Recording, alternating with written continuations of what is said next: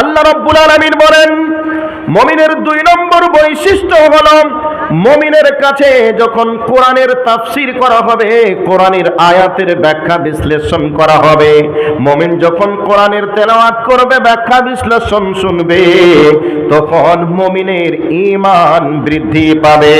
আমার ভাইরা, আমার বন্ধুরা, মোবাইলের ব্যাটারি যখন চার্জ শেষ হয়ে যায়, লো হয়ে যায়, তখন আপনি চার্জে যখন দিয়ে দেন, তখন ব্যাটারি যত সময় যায় তত ব্যাটারি ফুল হয়ে যায়, তত চার্জ বেশি হয়। এমন একটা সময় এসে যায় ব্যাটারি ফুল হয়ে যায়, তখন আপনাকে সিগন্যাল দেয় ব্যাটারি ফুল হয়ে গেছে। ঠিক আল্লাহ পাক বলছেন মুমিনের ঈমান বেড়ে যাবে যখন কোরআনের তেলাওয়াত শুনবে, কোরআনের তেলাওয়াত করবে, তখন মুমিনের ঈমান বৃদ্ধি পাবে। আমার রাসূল বলেছেন ঈমান বাড়ে এবং ঈমান কমে। কোন ঈমানদার যখন ভালো কাজ, তার ভিতরে ঈমান থাকবে, ঈমান থাকা অবস্থায় যখন ভালো কাজ করবে, তার ঈমান বেড়ে যাবে। যদি কোনো ঈমানদার গুনাহের কাজ করে নেয়, তাহলে জানতে হবে তার ঈমান কমে যায় বা ঈমান কমে যাবে। এই জন্য আমার আল্লাহ বলেন, ওয়াজাদাতুহুম ঈমানা, মুমিনের ঈমান বৃদ্ধি পাবে কোরআনের তেলাওয়াত শুনে। আজকে বক্তব্য চলছে, কোরআনের তাফসীর চলছে, মুমিনের বৈশিষ্ট্য নিয়ে আলোচনা চলছে।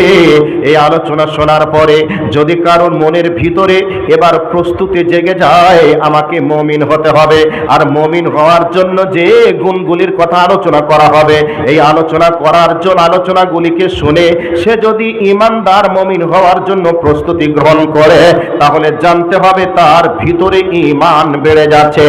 এবার 2 নম্বর হয়ে গেল।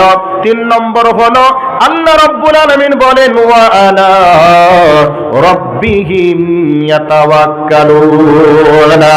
মুমিনের 3 নম্বর বৈশিষ্ট্য হলো পৃথিবীর কোন মানুষের উপরে ভরসা করবে না, পৃথিবীর কারোর উপরে ভরসা না করে মুমিন যখন সমস্যায় পড়ে যাবে, সমাধানের মালিক এক আল্লাহকেই মনে করবে।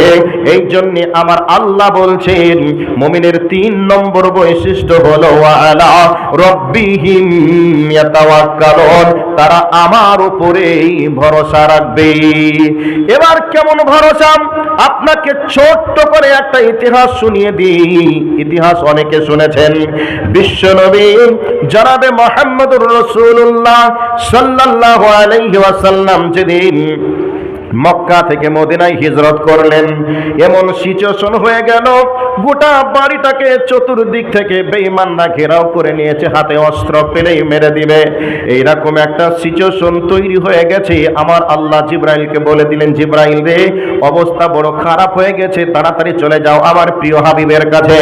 জিবরাইল আল্লাহ রাসূলকে বললেন, ইয়া রাসূলুল্লাহ, ইয়া হাবিবাল্লাহ, মোটেও দেরি করা যাবে না, এই মুহূর্তেই আল্লাহ পাকের অর্ডার হয়ে গেছে, আপনাকে মক্কা ছেড়ে মদিনার দিকে রওনা করতে হবে।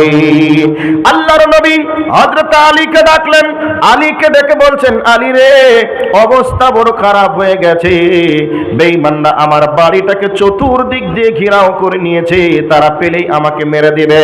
অতএব আমি এই মুহূর্তে চললাম মক্কা ছেড়ে মদিনার দিকে, তুমি আমার এই বিছানার উপরে শুয়ে যাও, আমার চাদর গায়ে দিয়ে তুমি আরামে ঘুমিয়ে যাও। এবার রাসূল এই কথা বলে চলে গেলেন। এবার আপনাকে সিচুয়েশনটা বুঝতে হবে। যেই সময়তে নবীকে পেলে মেরে দিবে, এইরকম অবস্থায় ওই জায়গাতে কেউ কি রাত্রিতে বিছানাতে ঘুমাতে পারবে না। এই অবস্থাতে হযরত আলী আল্লাহর নবীর বিছানাতে নবীর চাদরটা গায়ে দিয়ে এবার বিছানাতে ঘুমিয়ে গেলেন।